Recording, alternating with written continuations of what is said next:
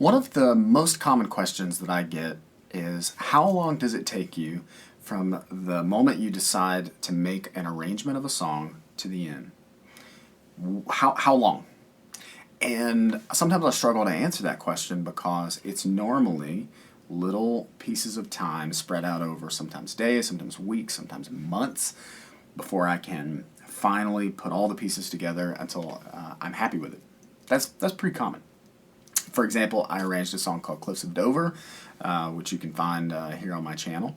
And that took about a month and a half in total, but it was probably somewhere around 40 hours of arranging, 40 hours of really rehearsing before I felt like it was ready to go. So what I thought I would do is begin to make videos here on YouTube where I have time to almost hit record when that process starts, or pretty close to when it starts.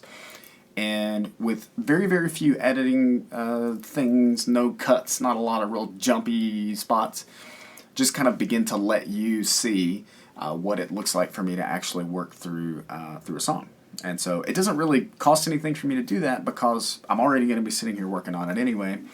And the caveat would be I'm going to try to be really honest about the level of familiarity that I had with a song prior to beginning, and maybe how long I've already worked on it and where I kind of find myself in the process. But I want to do it in a way that makes it so that you can maybe learn along at the same time. And so that's it. So let's do that together. So the song that I had in mind is a song that was actually requested by my friend Marty. And Marty asked for the song I'm Yours by Jason Mraz. And I'm Yours is a great song, and I want to tell you a little bit about it, and then we're going to kind of dive into where I find myself currently in the process and some of the things that I'm struggling with about it. I've known of this song for a long time. This was a very popular song when I was a teenager, and it still continues to be really popular and relevant now. So the song is in the key of B, and so the way that the song comes to us is if I capo at the 4th fret and I play chord shapes in the key of G, the 4 chords of glory, G, D, E minor, and C, then I can navigate through this song pretty well. So what I have chosen to do, and I'll show you why in a second, is I've chosen to drop the 6th string of my guitar down to D prior to placing the capo on at the 4th fret, and so when I play my D chord, I'll be able to hit all 6 strings. It's a little out of tune. Lesson 1, write this down. You should always be in tune before you start the video. So now that I have got my guitar tuned up, because I'm in drop D, all of the chord shapes will look slightly different. So for example, with a G chord, I'm not gonna play the G chord with my middle finger here on the 3rd fret because this note would now be out of tune. But instead, I'm gonna swap to this voicing here. D, E minor. So now the E minor can be played by barring the 2nd fret across the top strings, and then C will be the same. Now with I'm Yours, as soon as I started to work through it, I remember that there is kind of 2 guitar parts. So one guitar is just sort of playing chords, but almost in this muted fashion. So I'm palm muting with my right hand.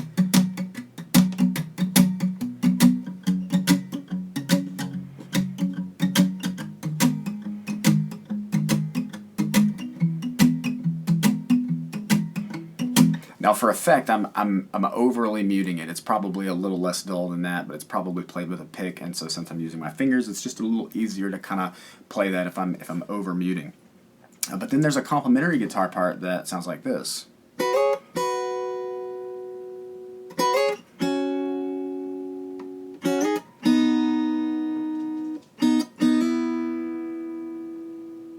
So naturally, you know that my goal is to see if I can combine both of those parts, because why not? We have free will. We may as well see if we can try. Okay, so what I'm going to do is I'm going to show you where I currently find myself in the process, and I'm just going to play it, and I'm going to leave the mistakes in because I want to point out what I'm still struggling with about this intro. So I've probably spent about an hour and a half, 2 hours total on this arrangement to this point over the past couple of days. And so this is just where it is. So again, I'm going to try to play this part and this part at the same time. So this is what it, let's hope it sounds good.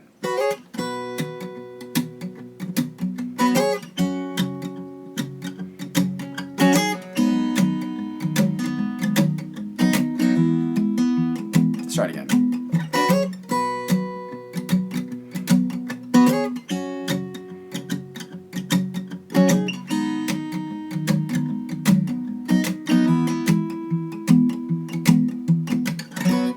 And that's our intro.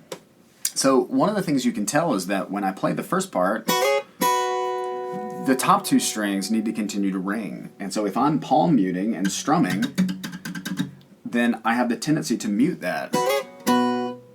And I don't want to do that, right? I want it to ring.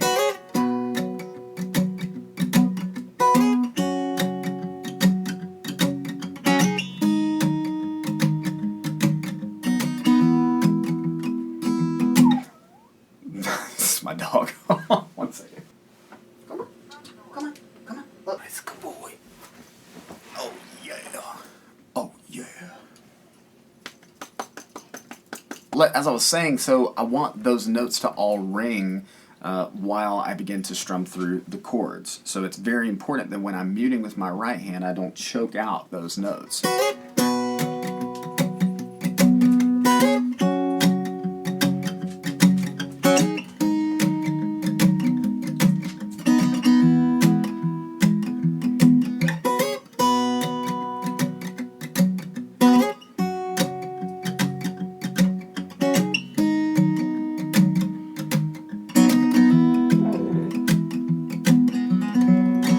Really, bud? Just letting you in. You want to go out? Okay. And that is what it's like to have a dog. You basically just let them in, you let them out. That's part of it. Where was I? So all that to say, that intro is going to cause this arrangement to probably extend out a little farther in terms of prep time before I make a video of it, because it has to be right. The intro has to be right. You never really want to start an arrangement with the worst part. You know, you never want to start an arrangement with the thing that you're going to struggle with, because when you're doing takes, because I do takes in one shot, you know, I'm not going back and editing and picking the best intro or the best verse or the best chorus. It's all one thing. If I keep messing up the intro, it's going to be super annoying to get through the whole thing. So there's some wisdom there. Always make sure that the top of the song at least is comfortable, because maybe I can kind of, you know, fudge things around a little bit in the rest of the arrangement, but the intro has got to be right. Now, this leads into the verse, because again, one of the things you see me talk a lot about on my channel is how to play the melody inside of a song. And so I plan for these little breakdown videos to be a little more thorough for you to see exactly how I go about doing this. So I've already picked out the vocal melody, I've already started this arrangement, so this one will be a little bit of a different example. But I do want to articulate with a little more clarity how I'm actually going about finding the notes. Since I'm in the key of G, the G scale will be where I'm pulling my vocal notes from. So here's a principle you can live with. Inside a song, if we're in a key, then that means that that key has a major scale associated with it. So if it's the key of G, that means the G major scale is the notes that we're choosing from. And whenever a singer sings, if he or she is in the key, is in key properly, then most likely they will be singing notes that belong to that scale. So if I'm attempting to even begin to locate where the notes are, I do need to know what key I'm in. I do need to know how to play that scale. So I just played the higher octave of the G scale. If I continue to go down, that would be the same scale in the lower octave. So again, in theory, every note that he sings should be in that scale. Okay, now I'm also a bit of a hack singer, but I'm going to demonstrate by singing that first verse, just the first couple of lines, so that you can get a feel for it. Well, you done me, and you bet I felt it. Tried to beat you, but you're so hot that I'm melting. Fell right through the cracks. Now I'm trying to get back. I'm not a singer, so I'm not even going to pretend to sell you on that. Okay, but he starts with the third note of the scale. 1, 2, 3. That would also be our open B string. And he kind of sings it with a little rhythm. So what I'm going to do is I'm going to put the G chord in the bass. Ugh, gotta get a setup. Hear that rattle?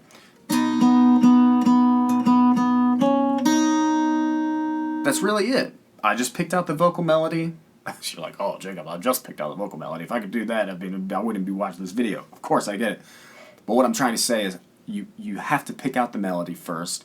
Once I have it, bum, bum, bum, bum, bum, bum, bum, bum, then I got that part. I just got to combine it with the chords. From a fingerstyle perspective, maybe that just looks like really simply just picking the notes at the same time.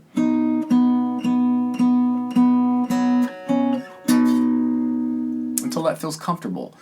Because what we're not going to do in this video is at least go through all of the various techniques and disciplines that would require you to be super competent as a fingerstyle player. But you will get there as you begin to do this. So that first line is all over G. The next melody, so that melody again, that's going to be with the D chord in the bass. So all together.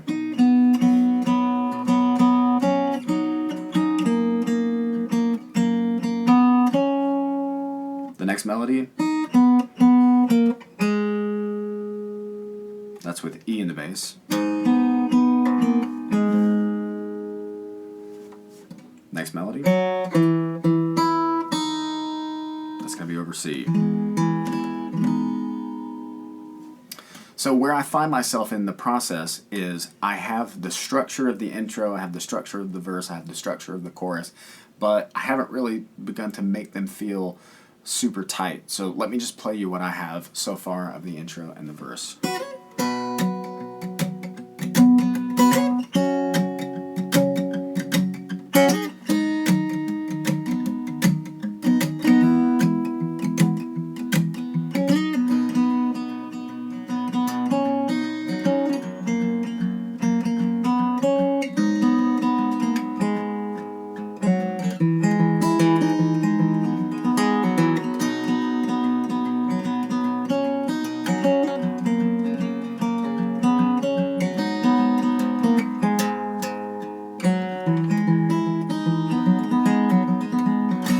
So it feels maybe 95% of the way there. It's pretty close. I think it's pretty close for me.